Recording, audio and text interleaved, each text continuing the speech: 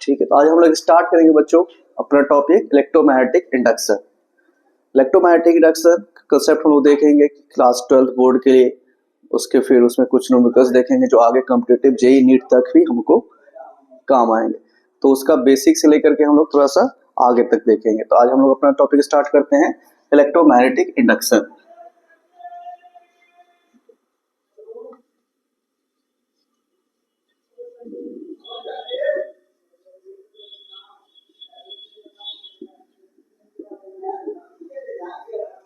Electromagnetic induction, electromagnetic induction समझने पहले हमें कुछ बेसिक टर्म समझने पड़ेंगे।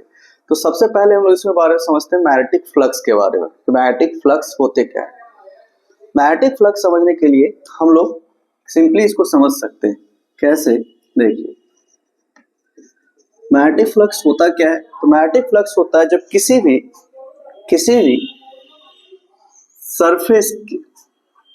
भी सरफेस के नॉर्मल जितना भी number of magnetic field lines cross करता है, that is called magnetic flux. यानी व्हाट इज मैग्नेटिक फ्लक्स? तो total number of magnetic field lines passes normal to the surface. For example, जैसे कि हमारे पास एक पेन का एक स्टैंड है, तो यहाँ पे अगर हम इसको मार्कर को ऐसे सीधे रख दें और इसको एक मैग्नेटिक फील्ड लाइन समझ लें, तो ये सरफेस अगर है, इस सरफेस के नॉर्मल ये जितना भी मैग्नेटिक फील्ड लाइंस, यानी जितना भी ऐसे रखे हुए मार्कर अगर मैग्नेटिक फील्ड लाइन समझ लें, जितना भी यहाँ से मैग्नेटिक फील्ड लाइंस ऐसे क्रॉस करेगा इस सरफेस के नॉर्मल, यही क्या होगा हमारा मैग्नेटिक फ्लक्स। यानी मैग्नेटिक फ्लक्स क्या है? Number of magnetic field lines normal to the surface. इस सरफेस के नॉर्मल में जितने number of magnetic field lines होंगे उसी को हम लोग बोलते हैं मैग्नेटिक फ्लक्स। तो मैग्नेटिक फ्लक्स कि क्या है? ये number of magnetic field lines normal to the surface.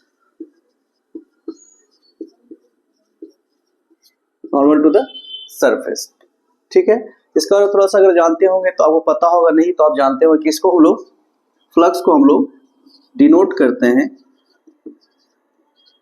Letter phi से, और मैग्नेटिक फ्लक्स रहता है तो हम लोग फाई भी लगाते हैं। क्यों? फ्लक्स हम लोग को एक इलेक्ट्रोस्टैट में पढ़ना है। ठीक है, अगर इसके मैथमेटिकल रिलेशन का बात करें, मैग्नेटिक फ्लक्स के मैथमेटिकल रिलेशन का बात करें, तो मैग्नेटिक फ्लक्स क्या होता है? एक स्केलर क्वांटिटी है। तो स्केलर क्वांटिटी तो क्या होगा? डॉट प्रोडक्ट होगा। आपको पहले जैसे मैंने बताया था, आपको 11th को भी थोड़ा सा बेस होगा इसमें। तो मैग्नेटिक फ्लक्स क्या है? एक स्केलर क्वांटिटी थी, ये डॉट प्रोडक्ट होता है किसका? दो वेक्टर का। किसका? Magnetic field and surface area. जैसे देखिए,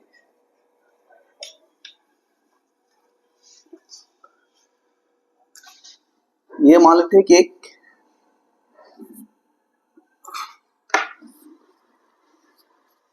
एरिया वेक्टर और ये magnetic field vector.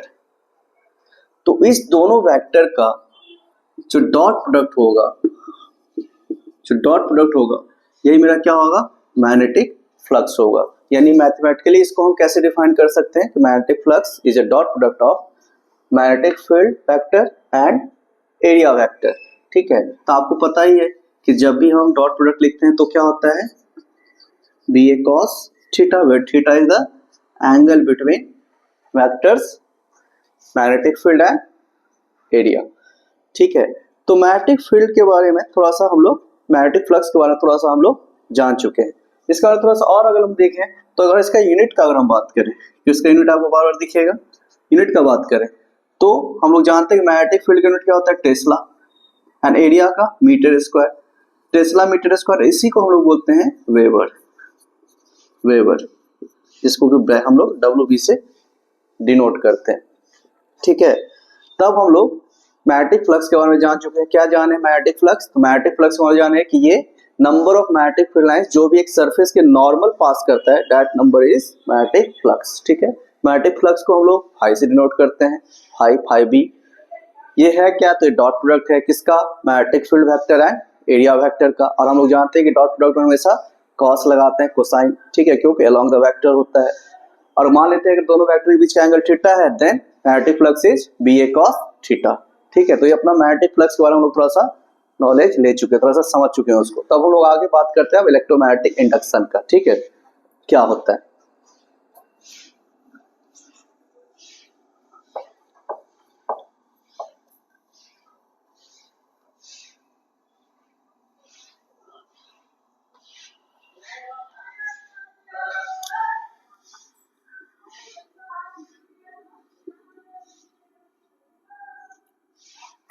Electromagnetic induction, electromagnetic induction क्या होता है कि जब किसी भी कॉइल या कंडक्टर में, किसी भी कॉइल या कंडक्टर में मैग्नेटिक फील्ड में चेंज आता है, मैग्नेटिक फील्ड में चेंज आता है, तो ऑब्वियस बात है मैग्नेटिक फील्ड के चेंज के कारण मैग्नेटिक फ्लक्स में चेंज होगा। क्यों? क्योंकि अभी आपने देखा कि magnetic flux is field into area into cosine of the angle between them.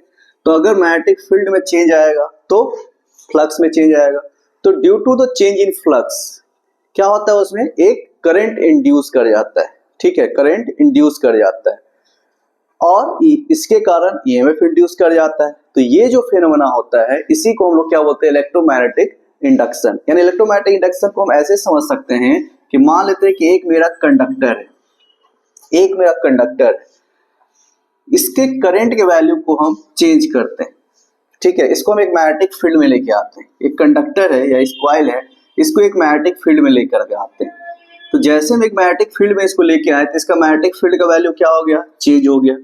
Magnetic field change हो गया। मैग्नेटिक फील्ड चेंज होने के कारण इसका मैग्नेटिक फ्लक्स ये भी चेंज हो जाएगा। अब इस मैग्नेटिक फ्लक्स में चेंज होने के कारण इसके अंदर क्या होता है, करंट इंड्यूस हो जाता है, करंट इंड्यूस हो जाता है। तो ये फेनोमेनन जो होता है इसी को हम लोग क्या बोलते हैं, इलेक्ट्रोमैग्नेटिक इंडक्शन कहते हैं। इस फेनोमेना को सबसे पहली बार फैराडे ने ऑब्जर्व किया था। ठीक है, bye there series of experiment. हम लोग उसके बारे में बात करेंगे, लेकिन उससे पहले इसको डिफाइन कर लेते हैं क्या होता है इलेक्ट्रोमैग्नेटिक इंडक्शन। इलेक्ट्रोमैग्नेटिक इंडक्शन को डिफाइन कैसे कर सकते हैं, तो हम लोग बोल सकते हैं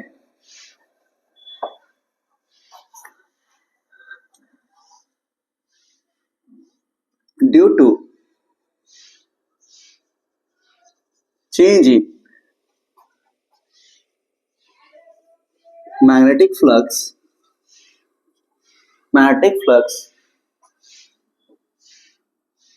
current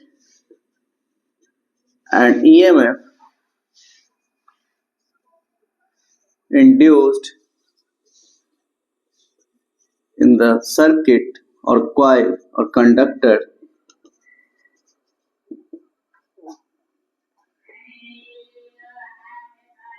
this phenomenon is called electromagnetic induction। यानी इसको हम लोग EMI शॉर्ट में लिख पा रहे हैं, इलेक्ट्रोमैग्नेटिक इंडक्शन। यानी किसी भी कॉइल या कंडक्टर में फ्लक्स में चेंज आने के कारण जो करंट EMF इंड्यूस होता है उसी को हम लोग इलेक्ट्रोमैग्नेटिक इंडक्शन कहते हैं। जैसा कि मैंने आपको बताया कि फैराडे ने ऑब्जर्व किया था, तो उनका एक सीरीज ऑफ एक्सपेरिमेंट है जो उन्होंने हेनरी की मदद से ऑब्जर्व किया था। तो उसके फैराडेज के एक्सपेरिमेंट के बारे में हम लोग आगे बात करेंगे। ठीक है, Faraday's series of experiments about EMI, electromagnetic induction.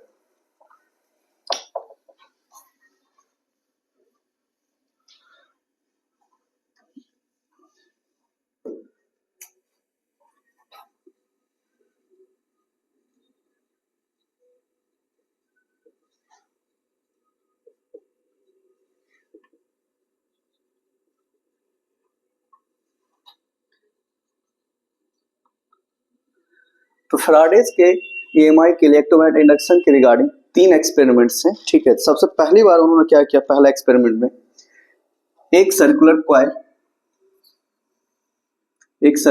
लिया,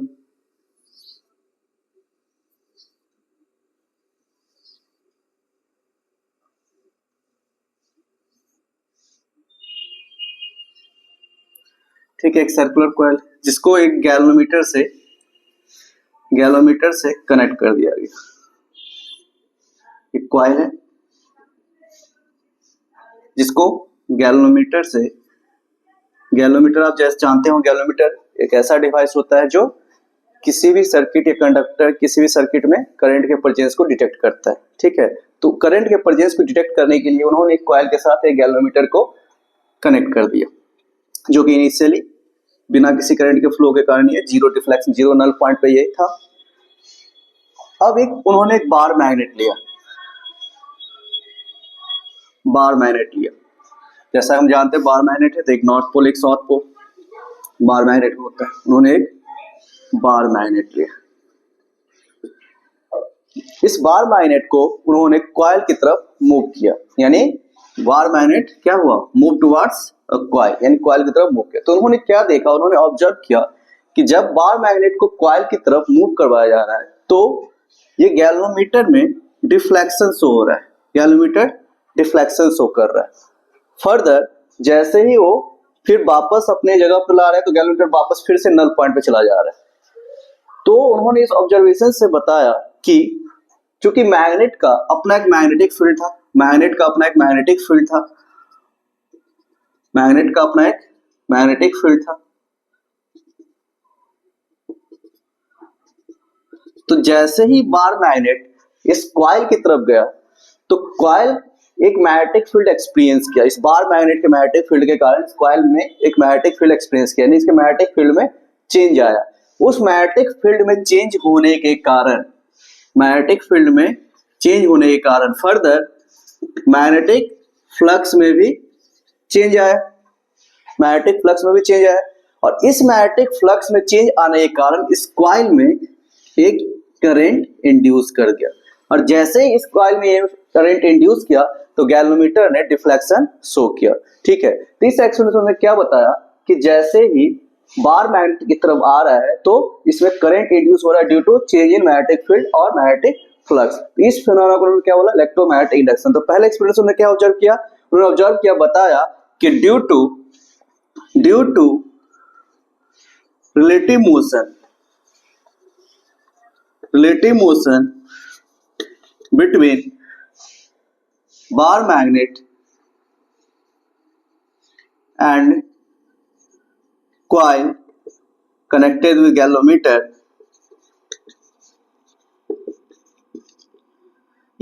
electromagnetic induction induced in the coil। तो पहला एक्सपेरिमेंट उन्होंने ये बताया कि बार मैग्नेट और कॉइल के रिलेटिव मोशन के कारण कॉइल में, जो कि पहले करंट कैरी नहीं कर रहा था, कॉइल में करंट इंड्यूस हो गया, ठीक है। तो उन्होंने इस फिनोमेना को EMI बताया। उसके बाद उन्होंने दूसरा एक्सपेरिमेंट किया। तो हम लोग अब दूसरा एक्सपेरिमेंट देख रहे हैं। उन्होंने फिर दूसरा एक्सपेरिमेंट किया। दूसरे एक्सपेरिमेंट में उन्होंने दो कॉइल लिया, एक कॉइल जिसमें कोई करंट कैरी नहीं कर रहा था, गैल्वेनोमीटर से कनेक्टेड था, नल पॉइंट पे सेट था, जीरो नल पॉइंट। और दूसरा एक कॉइल लिया जो करंट कैरी कर रहा था, यानी कि एक कॉइल लिया जो करंट कैरी कर रहा था।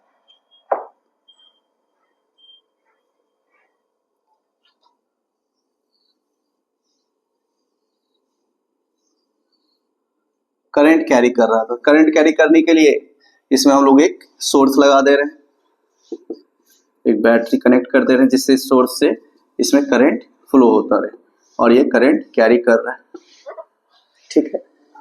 अब ये चूंकि करंट कैरी कर रहा है तो ये करंट के कारण मैग्नेटिक फील्ड प्रोड्यूस करेगा। और एक चीज हम लोग ऑलरेडी जानते होंगे कि जब करंट कहीं भी प्रोड्यूस होता है तो ऑस्टेट का एक्सपेरिमेंट है कि करंट के फ्लो के कारण क्या होता है, किसी भी सर्किट में, किसी भी कंडक्टर में मैग्नेटिक प्रॉपर्टी इंड्यूस हो जाता है, यानी मैग्नेटिज्म का प्रॉपर्टी उसके अंदर आ जाता है। तो करंट के फ्लो के कारण इसके कॉइल में एक मैग्नेटिक फील्ड ऑलरेडी क्या होगा, एक मैग्नेटिक फील्ड ऑलरेडी इसमें, इसका मैग्नेटिक फील्ड ऑलरेडी इसमें प्रोड्यूस हो रहा होगा, मैग्नेटिक फील्ड ऑलरेडी इसका प्रोड्यूस हुआ होगा इस सर्कुलर कॉइल में जिसमें करंट कैरी कर रहा है। एक सर्कुलर कॉइल को C2 मान लेते हैं कि करंट कैरिंग कॉइल है, करंट कैरी कर रहा है, करंट कैरिंग कॉइल C2, और ये मेरा कॉइल C1 मान लेते हैं। ये करंट कैरी नहीं कर रहा है, कॉइल कनेक्टेड विद गैल्वेनोमीटर। ये कॉइल है जो कनेक्टेड है गैल्वेनोमीटर से, जिसमें कोई भी करंट कैरी नहीं हो रहा है।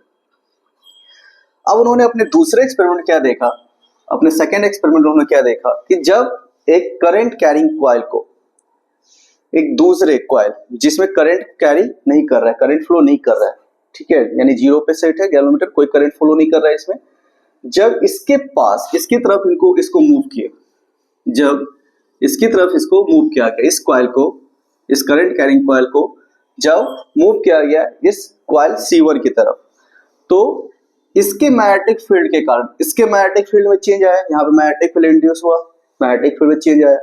मैग्नेटिक फील्ड में चेंज आने के कारण आपको पता ही मैग्नेटिक फील्ड में चेंज अगर आया, अगर यहाँ पे चेंज आया, इसके कारण मैग्नेटिक फ्लक्स चेंज हुआ, इसके कारण मैग्नेटिक फ्लक्स चेंज हुआ, इसके चेंज के कारण मैग्नेटिक फ्लक्स में भी चेंज आया। अब जो मैग्नेटिक फ्लक्स में चेंज हुआ तो क्या हुआ, इस करंट के जो करंट इसमें फ्लो हो रहा था इसके अपोजिट डायरेक्शन में, यानी अगर मान लीजिए कि यहाँ पे करंट अगर फ्लो हो रहा है इस सर्किट में क्लॉकवाइज, तो इसके ठीक अपोजिट डायरेक्शन में means anti clockwise, anti clockwise एक करंट इंड्यूस कर गया उस कॉइल में जहां पे करंट कैरी नहीं कर रहा था।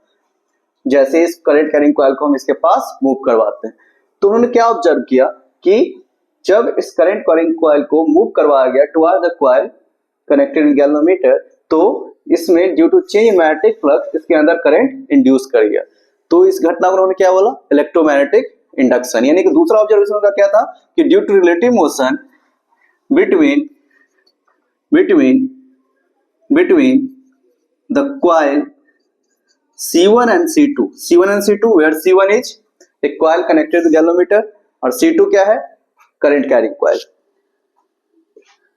Current induced in coil C1, यानी C1 कॉइल में क्या हुआ, करंट इंड्यूस कर गया। तो उन्होंने दूसरा एक्सपेरिमेंट से क्या बताया कि रिलेटिव मोशन के कारण, दोनों कॉइल रिलेटिव मोशन के कारण इसमें क्या हो रहा है, करंट इंड्यूस कर जा रहा है, इसको हम लोग इलेक्ट्रोमैग्नेटिक इंडक्शन। उसके बाद उन्होंने तीसरा एक्सपेरिमेंट किया। तीसरा एक्सपेरिमेंट का क्या था देखते हैं हम लोग।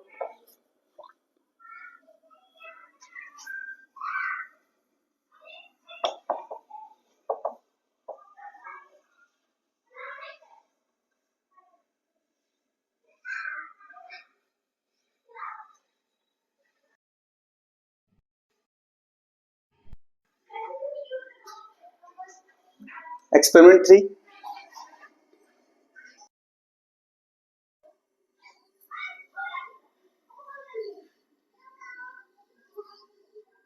एक कॉइल था जो कि ऑलरेडी आप जानते हैं गैल्वेनोमीटर से कनेक्टेड है,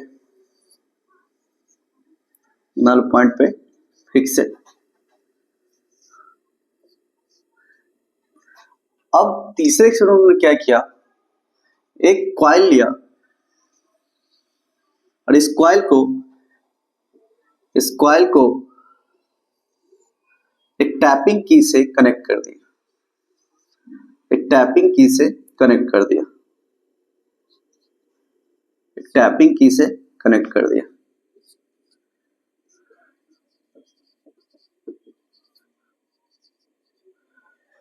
टैपिंग की क्या होता है, टैपिंग की होता है कि जैसे हम इसको एक बार टैप करेंगे, इसकी को जैसे हम एक बार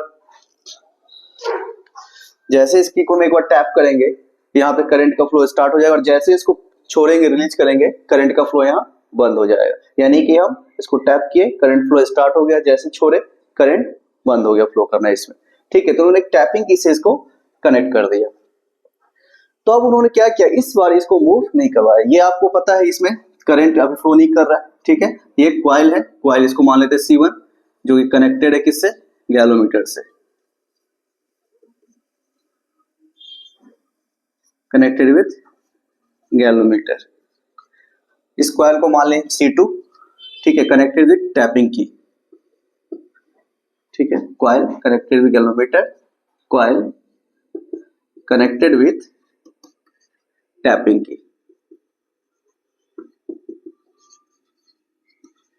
की, अब क्या हुआ, उन्होंने इसके पास इसको नियर बाय रख दिया, ठीक है, दोनों कॉइल को नियर बाय रख दिया जिससे कि इसका मैग्नेटिक फील्ड यहां तक जा पाए। जैसे उन्होंने इसको टैप किया, टैपिंग की को जैसे टैप किया, इसमें करंट का फ्लो स्टार्ट हो गया, करंट का फ्लो स्टार्ट हो गया।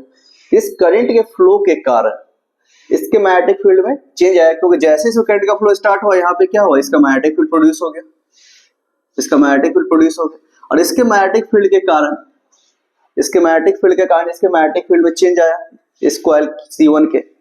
फर्दर इसके मैग्नेटिक फ्लक्स में चेंज आया, तो मैग्नेटिक फ्लक्स में चेंज आने के कारण क्या हुआ, ठीक इसके अपोजिट डायरेक्शन में एक करंट इंड्यूस हो गया। अगर मान लीजिए यहाँ पे करंट का डायरेक्शन है क्लॉकवाइज है, तो यहाँ पे इसके ठीक अपोजिट डायरेक्शन में, इसके ठीक अपोजिट डायरेक्शन में करंट इंड्यूस हो गया। मान लीजिए क्लॉकवाइज है, यहाँ एंटी क्लॉकवाइज डायरेक्शन में, ठीक है, करंट इंड्यूस हो गया। तो उन्होंने क्या देखा कि पिछले दो ऑब्जर्वेशन उन्होंने देखा था कि वो मूव कर पा रहे थे। पहले एक्सपेरिमेंट में क्या किया था उन्होंने, एक बार मैग्नेट को मूव करवाया, तो उन्होंने बताया कि इसके रिलेटिव मोशन के कारण करंट इंड्यूस हो रहा था कॉइल में। सेकेंड एक्सपेरिमेंट उन्होंने क्या बताया, एक करंट कैरिंग कॉइल को उन्होंने मूव करवाया, तो उन्होंने बोला रिलेटिव मोशन के कारण, दोनों कॉइल रिलेटिव मोशन के कारण करंट इंड्यूस हुआ। लेकिन तीसरी बार उन्होंने देखा कि उन्होंने मूव भी नहीं करवाया, उन्होंने इस कॉइल को मूव नहीं किया, लेकिन फिर भी इसमें करंट इंड्यूस हो जा रहा है। तो उन्होंने क्या बोला, अपना तीनों एक्सपेरिमेंट के बाद उन्होंने फर्दर एक फाइनल कंक्लूजन बताया। क्या बताया, उन्होंने बोला कि पहले जो दो एक्सपेरिमेंट उन्होंने बताया था कि due to the relative motion of bar magnet and a coil connected galvanometer क्या हो रहा था, करंट इंड्यूस हो रहा था, जिसको उन्होंने इलेक्ट्रोमैग्नेटिक इंडक्शन बताया। और दूसरे एक्सपेरिमेंट में due to relative motion between two coils current induce in the coil connected with galvanometer, जिसको उन्होंने इलेक्ट्रोमैग्नेटिक इंडक्शन बताया था। उन्होंने बताया दोनों एक्सपेरिमेंट जो रिलेटिव मोशन था एक्चुअली उसका जरूरत है ही नहीं, क्योंकि उन्होंने तीसरे एक्सपेरिमेंट क्लियरली देखा कि बिना रिलेटिव मोशन यानी मोशन में लाने की जरूरत नहीं पड़ा कॉइल को, और सिर्फ मैग्नेटिक फ्लक्स के चेंज के कारण ही क्या हो रहा है, करंट इंड्यूस कर दिया।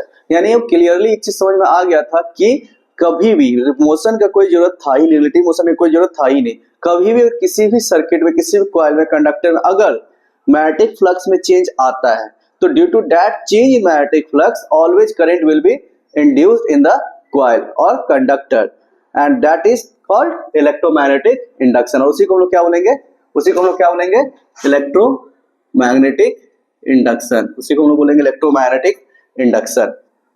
ठीक है, तो हम लोग तीनों ऑब्जर्वेशन को एक बार, कंक्लूजन को एक बार हम लिख लेते हैं एक जगह, ठीक है, उसके बाद आप उसको देख लीजिए, लिख लीजिएगा।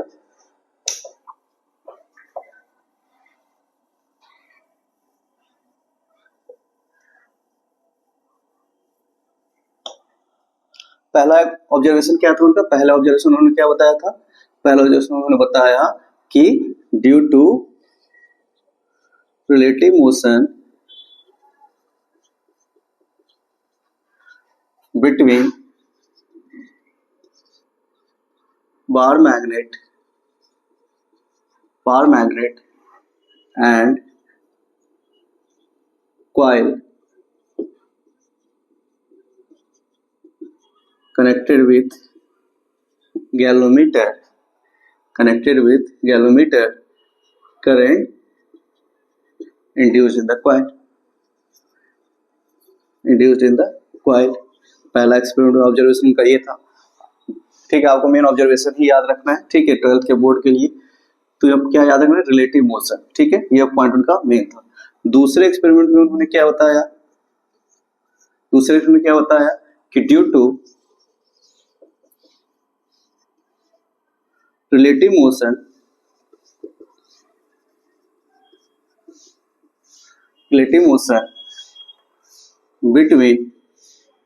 between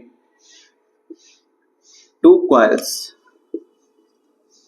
C1 and C2, जहां पे C1 आपको पता ही है, C1 क्या था, coil connected with galvanometer and C2 current carrying coil, तो due to relative motion between two coils C1 and C2 current induced in the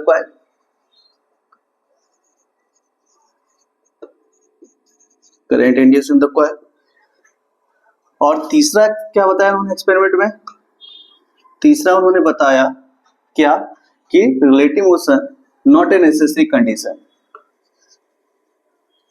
relative motion is not a necessary condition,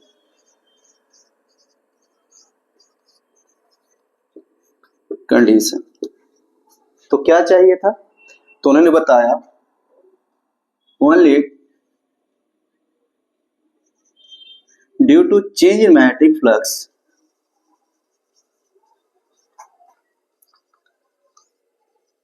due to change in magnetic flux current will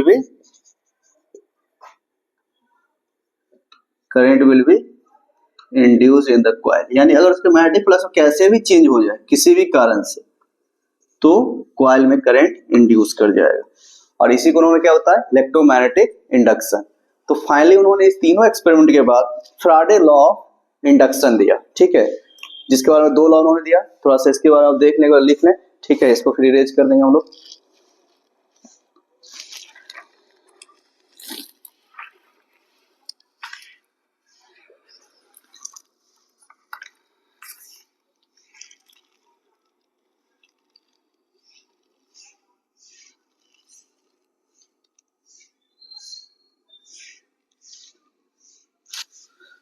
ठीक है,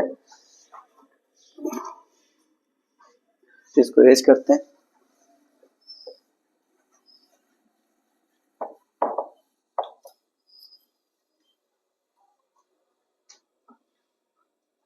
तो इस तीनों experiment पे based उन्होंने अपना एक law दिया, जिसको क्या हम लोग बोलते हैं, Faraday law of induction.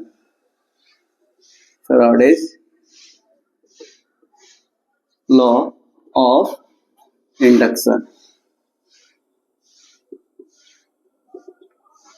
Faraday's law of induction. उन्होंने इसमें 2 लॉ दिया, ठीक है, अपने तीनों एक्सपेरिमेंट के बेस्ड पे उन्होंने 2 लॉ दिया। पहला लॉ उन्होंने बताया, फर्स्ट लॉ फ्राडे का,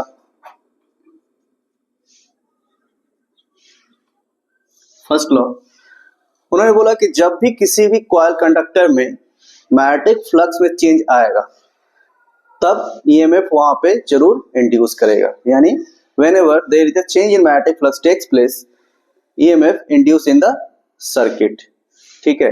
और वो जो ईएमएफ इंड्यूस होगा वो तब तक रहेगा जब तक कि मैग्नेटिक फ्लक्स में चेंज होता रहेगा। यानी EMF will be last as long as the change in magnetic flux takes place. यानी जब तक ईएमएफ तब तक बना रहेगा, तब तक उसमें इंड्यूस होता रहेगा जब तक मैग्नेटिक फ्लक्स में चेंज होता रहेगा। मतलब ये हुआ कि मान लीजिए कि अगर एक कॉइल है, अभी हम जैसे देखे थे, और ये दूसरा कॉइल है, ठीक है, इसमें मान लीजिए कि करंट फ्लो हो रहा था, और ये मान लीजिए कि इसमें करंट फ्लो नहीं हो रहा था, गैल्वेनोमीटर से कनेक्टेड था। तो जैसे अगर ये मान लीजिए इसमें करंट फ्लो हो रहा है, तो अगर इसमें करंट फ्लो हो रहा है, तो अगर इसके मैग्नेटिक फील्ड में चेंज आया, अगर इसके मैग्नेटिक फील्ड में चेंज आएगा, तो जब तक इसके मैग्नेटिक फील्ड में, यहाँ पे इसका इनिशियली मैग्नेटिक फील्ड क्या था, 0, कोई करंट इसमें नहीं था। लेकिन जैसे इस कॉइल के कारण, इस कॉइल के मैग्नेटिक फील्ड के कारण, ये जो मैग्नेटिक फील्ड प्रोड्यूस हुआ, इस कॉइल के मैग्नेटिक फील्ड के कारण, इस कॉइल के मैग्नेटिक फील्ड के कारण यहाँ पे क्या हुआ, मैग्नेटिक फील्ड में चेंज आया। यानी कि इसका मैग्नेटिक फील्ड हो गया, यानी कुछ ना कुछ मैग्नेटिक फील्ड का वैल्यू आएगा यहाँ पे, चेंज मैग्नेटिक फील्ड। तो मैग्नेटिक फील्ड में चेंज होने के कारण क्या होगा, मैग्नेटिक फ्लक्स यहाँ पे चेंज आएगा। तो जैसे ही यहाँ पे मैग्नेटिक फ्लक्स में चेंज आएगा, तो क्या होगा, करंट इंड्यूस कर जाएगा इन अपोजिट डायरेक्शन। यानी करंट इंड्यूस करेगा तो फर्दर ईएमएफ इंड्यूस करेगा। तो हम जानते हैं current is directly proportional to EMF, तो करंट इंड्यूस करेगा तो यहाँ ईएमएफ भी इंड्यूस कर जाएगा। तो उन्होंने पहला लॉ में यही बताया था कि जब तक इसके मैग्नेटिक फ्लक्स में चेंज होगा, तब तक इस कॉइल में क्या होगा, ईएमएफ इंड्यूस होगा। और ईएमएफ तब तक इससे बना रहेगा जब तक फ्लक्स में चेंज होता रहेगा। यानी फ्लक्स का चेंज जब 0 होगा, तभी ईएमएफ जो इंड्यूस हो रहा है, यानी इंड्यूस ईएमएफ, यानी जब तक डेल्टा फाई, यानी फ्लक्स में जो चेंज 0 नहीं होगा, तब तक इंड्यूस ईएमएफ भी 0 नहीं होगा, ठीक है। यानी तब तक बना रहेगा जब तक ये होगा। और सेकेंड लॉ उन्होंने बताया, जो कि मैथमेटिकल रिलेशन था। सेकेंड लॉ उन्होंने क्या बताया,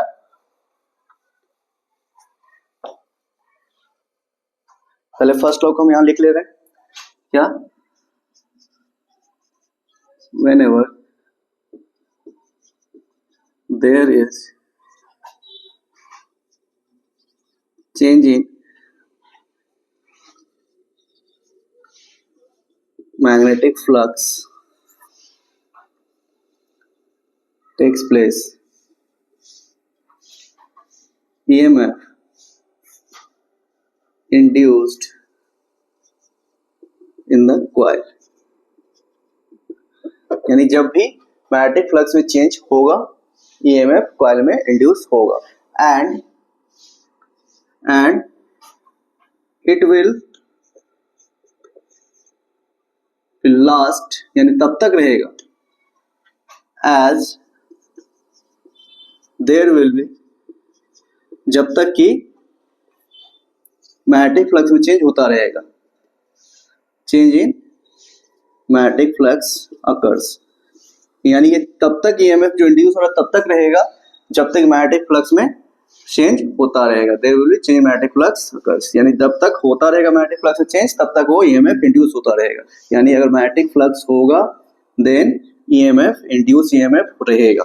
ठीक है, if there is a magnetic flux then if there is a change in magnetic flux takes place then EMF will induce in the coil यानी EMF इंड्यूस करेगा coil के अंदर। ठीक है, EMF इंड्यूस करेगा coil के अंदर। लेकिन जब मैग्नेटिक फ्लक्स में चेंज होना अगर बंद हो गया, अगर ये जीरो हो जाए तो ये इंड्यूस जो हो रहा था EMF ये भी क्या हो जाएगा, जीरो यानी कि इंड्यूस होना बंद हो जाएगा। पहला लॉ यही था।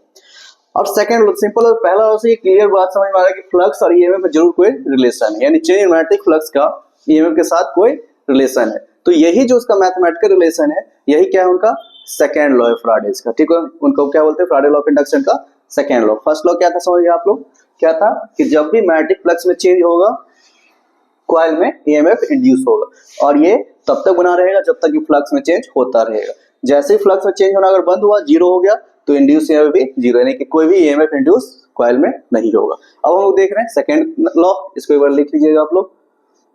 अब हम लोग देखते हैं सेकेंड लॉ।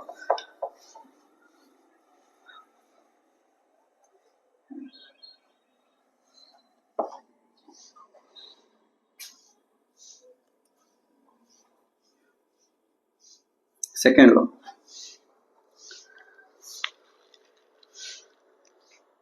सेकेंड लॉ जैसे कि अभी आपको बताया कि पहला लॉ अब देखिए ईएमएफ और चेंज मैग्नेटिक फ्लक्स के बारे में था, यानी इसके बीच में जो मैथमेटिकल रिलेशन है वही इनका सेकेंड लॉ है।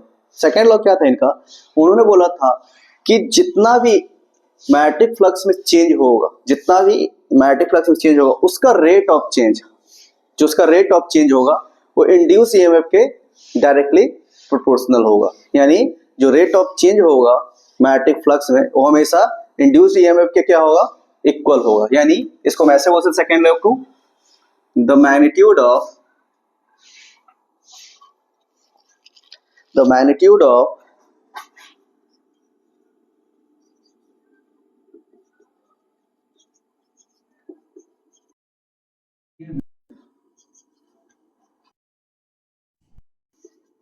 induced EMF is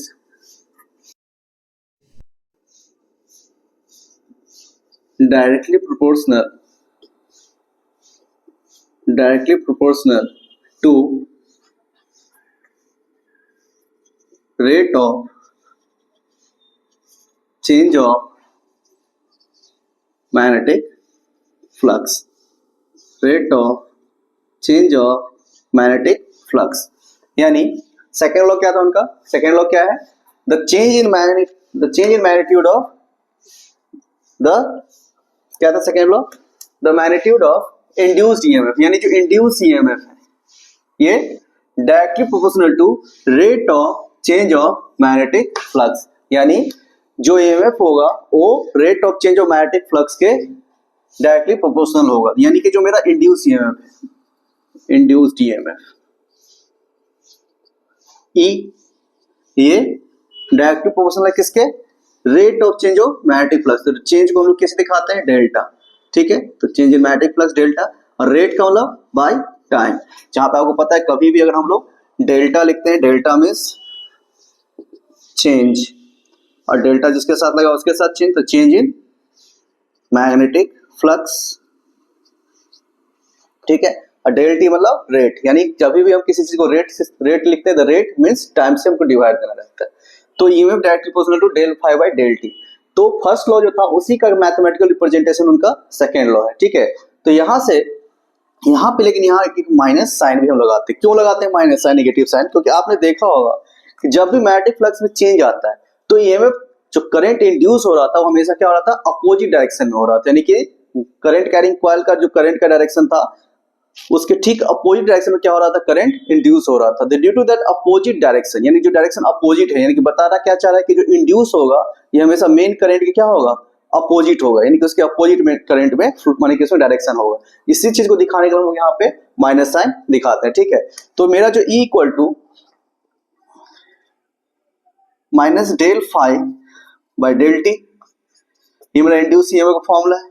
लेकिन मान लीजिए अगर कोई कॉइल में n नंबर ऑफ टर्न्स है, ठीक है, यानी मान लीजिए अगर कोई कॉइल है जिसमें नंबर ऑफ टर्न्स बहुत सारा है, यानी n नंबर ऑफ टर्न्स है कॉइल के अंदर, ठीक है। कोई सर्कुलर कॉइल है जिसमें इस तरह से n नंबर ऑफ टर्न्स है, इस तरह से n नंबर ऑफ टर्न्स है। तो उस कंडीशन में हम लोग क्या करेंगे, ईएमएफ जो मेरा होगा वो भी क्या हो जाएगा, n टाइम्स हो जाएगा, यानी कि इसको हम n से मल्टीप्लाई कर लेंगे। E equal to minus n del phi B by del t, ठीक है, del phi B by del t. कब for n number of turns in circular coil, यानी अगर कॉइल है, कोई कॉइल है उसमें अगर n नंबर ऑफ टर्न्स है, ठीक है, और n नंबर ऑफ टर्न्स है तो उसको हम n से मल्टीप्लाई कर लेंगे, इसको नोट कर लेंगे, ठीक है। इसके बाद हम इसके बारे में कुछ क्वेश्चन देखते हैं, इसको आप नोट कर लीजिए।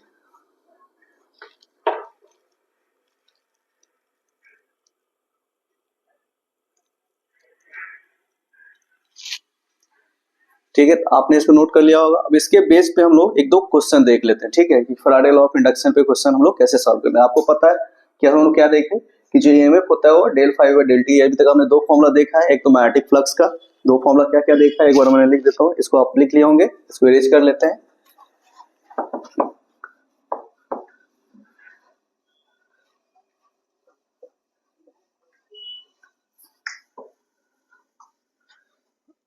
आपने अभी जो फॉर्मूला देखा क्या देखा, एक बार यहाँ पे इंपॉर्टेंट फॉर्मूला भी जो यूज किए हैं वो एक बार देख लेते हैं।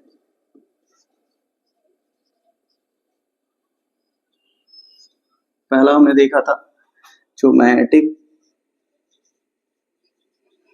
फ्लक्स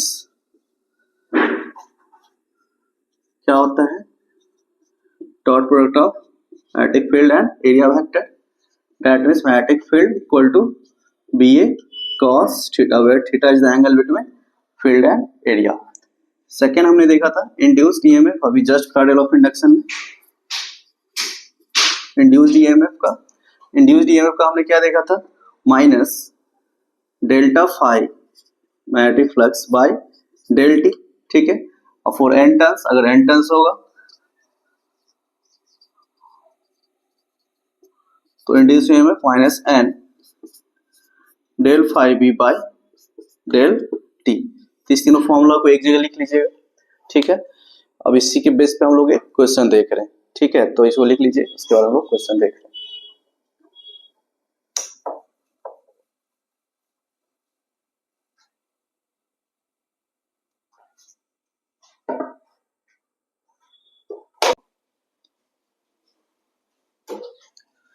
तो जैसा आपको बताया कि फैराडे लॉ ऑफ इंडक्शन पे कुछ इंपॉर्टेंट क्वेश्चंस हैं, तो हम लोग पहला क्वेश्चन देख रहे हैं। क्वेश्चन एक बार देखिएगा क्या है, a square loop of side 25 centimetre and resistance 2 ohm is placed vertically in east west plane, ठीक है, यानी एक स्क्वायर लूप है जिसका साइड दिया हुआ है 25 सेंटीमीटर, इसको एक जिसका रेजिस्टेंस 2 ओम है उसको प्लेस कर दिया गया ईस्ट वेस्ट प्लेन में वर्टिकली, ठीक है। आगे देखिए क्या बोल रहा है, uniform magnetic field of 0.2 tesla, tesla is the SI unit of magnetic field, जानते हैं आप लोग। The uniform magnetic field of 0.2 tesla is set up across the plane in north east direction, और उस प्लेन से नॉर्थ ईस्ट डायरेक्शन में क्या हुआ है, एक मैग्नेटिक फील्ड सेटअप किया गया, ठीक है, 0.2 टेस्ला का।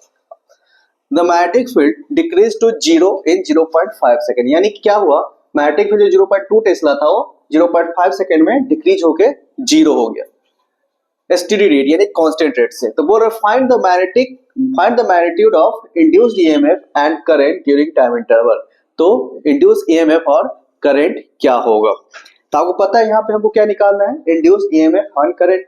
अभी जस्ट आप फैराडे लॉ ऑफ इंडक्शन क्या देखे थे कि the rate of change of magnetic flux is equal to induced EMF. तो यहाँ पे अगर हमको इंड्यूस्ड ईएमएफ निकालना है तो सबसे पहला चीज हमारे दिमाग में आ जाना चाहिए कि हमको पहला क्या निकालना होगा, मैग्नेटिक फ्लक्स में चेंज निकालना होगा, चेंज इन मैग्नेटिक फ्लक्स, क्योंकि ईएमएफ तभी इंड्यूस करेगा जब मैग्नेटिक फ्लक्स में चेंज होगा। तो हम लोग क्या क्या फॉर्मूला जानते हैं, तो सबसे पहले यहाँ पे एक फॉर्मूला हम लोग एक बार देख लेते हैं क्या क्या जानते हैं। पहला फॉर्मूला हम लोग जानते हैं कि magnetic flux equal to, magnetic flux जो सबसे पहले बात आपको यही बताया था मैंने, magnetic flux equal to field into area into cos theta, where B is the magnetic field, A is the area vector, B is the magnetic field vector and cos theta, theta is the angle between field and area। दूसरा आपको बताया था फ्राडे law of induction में कि induced EMF equal to minus del phi B by del t, यानी the rate of change of magnetic flux equal to induced EMF. ठीक है, और n नंबर ऑफ टर्न्स रहेगा तो n से मल्टीप्लाई कर लेंगे, यहाँ पे तो सिंगल टर्न का बात है। तो यहाँ पे सबसे पहले क्वेश्चन को अप्रोच करते हैं। ठीक है, तो एक हम लोग क्या किए, एक स्क्वायर लूप बना लेते हैं जिसका साइड दिया हुआ हम लोग को साइड 25 सेंटीमीटर मतलब 0.25 मीटर। अब बोल रहा है कि इसको प्लेस किया गया है एक प्लेन में ईस्ट वेस्ट डायरेक्शन में, ईस्ट वेस्ट डायरेक्शन में, ईस्ट वेस्ट डायरेक्शन में, और जो मैग्नेटिक फील्ड है अपना वो नॉर्थ ईस्ट डायरेक्शन में। तो आपको पता ही है कि फिगर का नॉर्थ हमेशा अपवर्ड डायरेक्शन होता है, तो हमारा मैग्नेटिक फील्ड क्या है, नॉर्थ ईस्ट डायरेक्शन, यानी कुछ इस डायरेक्शन में मेरा मैग्नेटिक फील्ड होने वाला है इस क्वेश्चन में, नॉर्थ ईस्ट डायरेक्शन में। ठीक है, तो हमको पता है कि स्क्वायर का सब एंगल कितना होता है, 90 डिग्री, सब 90 डिग्री होता है। तो अगर ये 90 डिग्री है और इसके डायगोनल होकर पास हो रहा है तो इसके बीच का जो एंगल होगा, यानी अगर इसको हम एरिया वेक्टर मान लें और ये फील्ड वेक्टर मान रहे हैं यानी मैग्नेटिक फील्ड, तो इसके बीच का जो एंगल होगा ये कितना हो जाएगा, 45 डिग्री, बिकॉज टोटल एंगल कितना होता है 90 डिग्री, तो उसका हाफ, तो आपको पता चल रहा है 45 डिग्री। तो सबसे पहले इस क्वेश्चन में हम लोग गिवन डाटा ले लेते हैं, क्या क्या हमारे पास गिवन है। तो हमारे पास गिवन डाटा क्या क्या है, तो सबसे पहला बात साइड ऑफ स्क्वायर जानते हैं हम लोग 0.25 मीटर, 25 सेंटीमीटर को कन्वर्ट किए तो ठीक है। दूसरा रेजिस्टेंस दिया हुआ है हम लोग को क्या, 2 ओम। देन हम लोग को मैग्नेटिक फील्ड दिया हुआ, पहले इनिशियल मैग्नेटिक फील्ड क्या था, इनिशियली मैग्नेटिक फील्ड मेरा था मान लेते B1 0.2 टेस्ला, फिर फर्दर वो डिक्रीज होकर के 0 हो गया, यानी कि फाइनली वो मैग्नेटिक फील्ड घट के क्या हो गया, 0 टेस्ला। ठीक है, और टाइम दिया हुआ कितने टाइम में हो गया, तो ये दिया हुआ टाइम आपका 0.50 सेकेंड में, 0.50 सेकेंड में। ठीक है, ये आपका 0.50 सेकेंड में क्या हो गया, 0 हो गया मैग्नेटिक फील्ड। तो आपसे बोल रहा है बताइए कि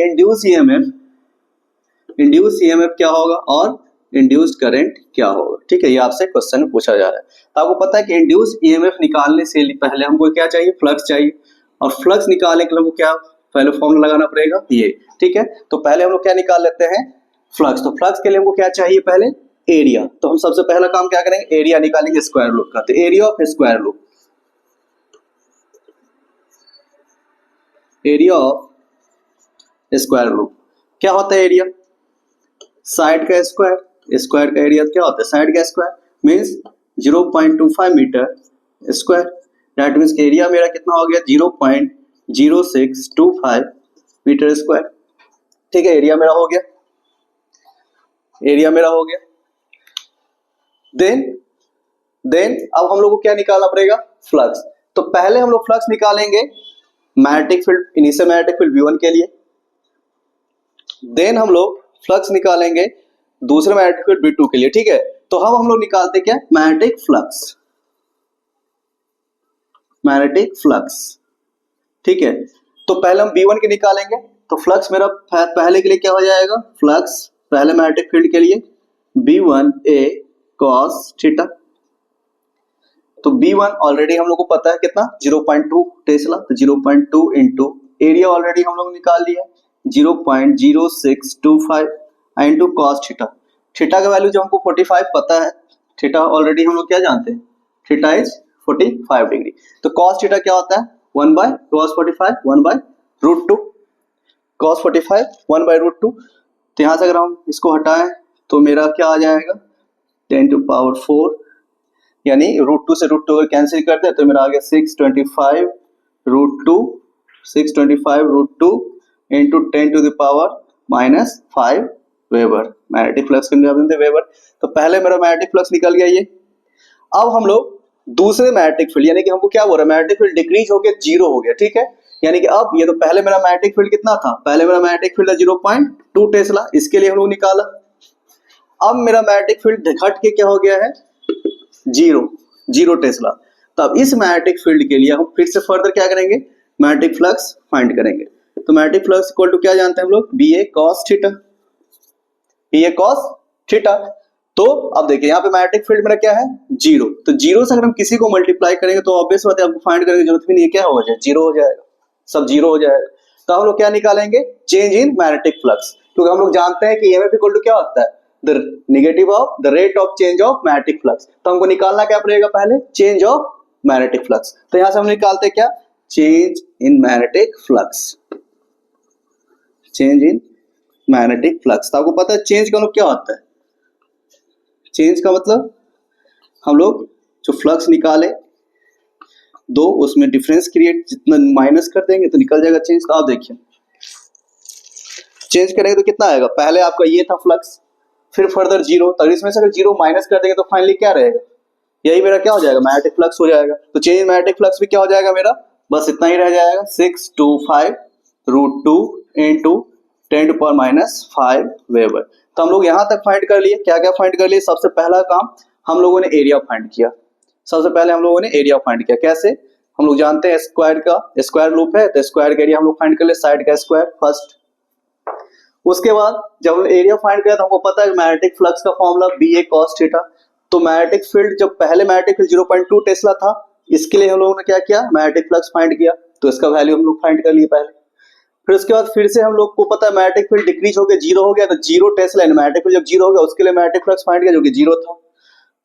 नेक्स्ट स्टेप हम लोगों ने क्या किया कि हम लोग change in magnetic flux find किया, change in magnetic flux find किया, यानी इतना माइनस इतना, तो जो भी था ये मैग्नेटिक फ्लक्स मैंने फाइंड कर लिया चेंज, तो मेरा चेंज मैग्नेटिक फ्लक्स ये निकल गया। अब जब हम लोग यहाँ तक फाइंड कर लिया तो हमको पता है कि हम लोग क्या फाइनल क्या फाइंड करेंगे, इंड्यूस ईएमएफ। तो इंड्यूस ईएमएफ का फॉर्मूला फाइंड करने से पहले आप यहाँ तक लिख लें, इसको थोड़ा सा इरेज करेंगे हम लोग। तो इंड्यूस ईएमएफ का हम लोग यहाँ पे फॉर्मूला नहीं तो ऊपर देख लेते हैं, देखिए तो इंड्यूस ईएमएफ का फॉर्मूला ऑलरेडी हम लोग क्या देख रहे हैं, minus del phi by del t, क्या देखें, minus del phi by del t. तो यहां से अगर हम इंड्यूस ईएमएफ निकालें, इंड्यूस ईएमएफ निकालें तो आपको पता है यहाँ पे मेरा जो चेंज मैग्नेटिक फ्लक्स है वो कितना निकला है ये, तो इसका वैल्यू हम पुट कर देते हैं 625√2 इंटू 10⁻⁵ टेस्ला, ठीक है, 625 यानी 625√2 10⁻⁵ टेस्ला। और टाइम हम ऑलरेडी जानते हैं, टाइम इज 0.5 सेकेंड। तो यहाँ पे इसके ऊपर हम लोग टाइम की पुट कर दी 0.5 सेकेंड, ठीक है। तो जब इसको हम कैलकुलेट करेंगे, इसको हम कैलकुलेट करेंगे, यहाँ से पॉइंट हटा दें तो यहाँ पे 10⁻2 ऊपर में आएगा, तो ये मेरा 5 से 0 से 0 कट गया, 0 से 0 यहाँ पे काट दे रहे हैं, तो 5 से ये भी कट जाएगा 125। तो इसको 125 इंटू √2 यानी 175 इंटू 10⁻⁴ यानी अप्रोक्स अगर इसका ईएमएफ निकाले तो ये मेरा आ जाएगा 1.75 इंटू 10⁻⁻2 वोल्ट। तो ये मेरा क्या फाइंड हुआ, induced EMF. Induced EMF, induced EMF का फॉर्मूला यही हम जानते हैं फाराडे लॉ ऑफ इंडक्शन से, इसका यूज किए और ये हमने फाइंड कर लिया। अब अगर हमको करंट फाइंड करना रहेगा तो हम लोग जानते हैं ओम्स लॉ कि ईएमएफ को क्या करेंगे, रेजिस्टेंस से डिवाइड दे देंगे। तो जो भी हमारा ईएमएफ निकला होगा उसको रेजिस्टेंस में रखे 2 ओम, तो 2 से क्या कर देंगे, डिवाइड दे देंगे। तो ये मेरा क्या फाइंड होगा, करंट, इंड्यूस करंट यानी 1.75 इंटू 10⁻⁻2 बाई 2 ओम। तो ये मेरा हो जाएगा क्या, induce current is 0.875 10⁻⁻2 ampere answer, ये मेरा इंड्यूस एम्पियर हो जाएगा, ठीक है। तो इस तरह से हम लोग क्वेश्चन को अप्रोच करेंगे स्टेप बाय स्टेप। तो एक बार आपको हम स्टेप बता दे रहे हैं क्या क्या हम लोग क्वेश्चन अप्रोच करेंगे जब भी फैराडे लॉ ऑफ इंडक्शन को, तो क्या अप्रोच रखना है हम लोग को, ठीक है। तो एक बार इस क्वेश्चन को आप लोग देख लीजिए, इसको हम इरेज कर दे रहे हैं, बस स्टेप बाय स्टेप 4 स्टेप लिख दे रहे हैं क्या क्या अप्रोच करेंगे, ठीक है, लिख लीजिए आप लोग, ठीक है। अब स्टेप एक बार लिख लेते हैं।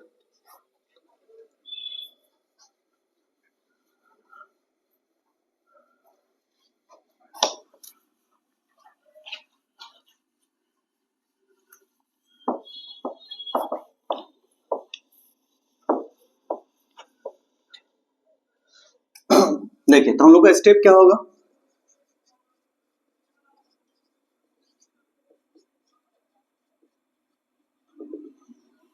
पहला स्टेप 1 हम लोग क्या करेंगे, सबसे पहला काम, अगर एरिया नहीं गिवन हो, अगर एरिया गिवन नहीं हो तो फर्स्ट एक हम करेंगे, जो भी लूप दिया हो, चाहे सर्कुलर हो, स्क्वायर हो, रेक्टेंगुलर हो, क्यूबिकल, जो भी लूप दिया हो उसका एरिया फाइंड कर लेंगे। यानी स्टेप 1 क्या होगा मेरा, find area of given loop.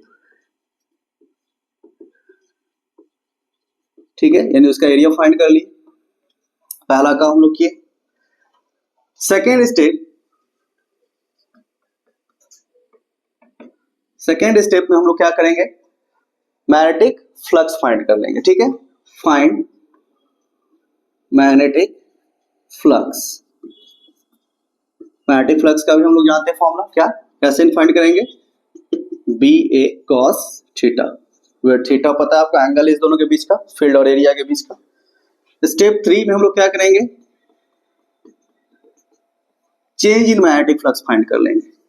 ठीक है, यानी मैग्नेटिक फ्लक्स तो फाइंड कर लिए, लेकिन हमको क्या चाहिए, चेंज इन मैग्नेटिक फ्लक्स। क्यों, फ्राइडे लॉ ऑफ इंडक्शन क्या बोलता है कि फर्स्ट लॉ क्या बोलता है, the change in magnetic flux due to the change in magnetic flux EMF induce in the coil. यानी जब तक मैग्नेटिक फ्लक्स में चेंज नहीं होगा करंट ईएमएफ इंड्यूस नहीं करेगा। ठीक है, तो पहला काम हमको करना पड़ेगा उसके लिए क्या, कि चेंज इन मैग्नेटिक फ्लक्स यानी डेल्टा फाई भी निकाल लेंगे। ठीक है, अब डेल्टा फाई भी जब निकालेंगे, सिंपल बात है, 2 फाई का हम माइनस कर देंगे दोनों फ्लक्स को, तो चेंज निकल जाएगा। तो फिर हम नेक्स्ट स्टेप में हम लोग इंड्यूस्ड ईएमएफ फाइंड कर सकते हैं, क्योंकि हम फ्राइडे लॉ ऑफ इंडक्शन से इंड्यूस्ड ईएमएफ का फॉर्मूला जानते हैं। व्हाट इज इंड्यूस्ड ईएमएफ, तो induced EMF equal to minus del phi by del t. तो अगर ये निकाल चुके तो टाइम से डिवाइड देंगे, इंड्यूस्ड ईएमएफ निकल जाएगा। और एक बार अगर हम इंड्यूस्ड ईएमएफ निकाल लिए तो फाइनली हम लोग करंट इजीली निकाल सकते हैं by Ohm's law. Induced current,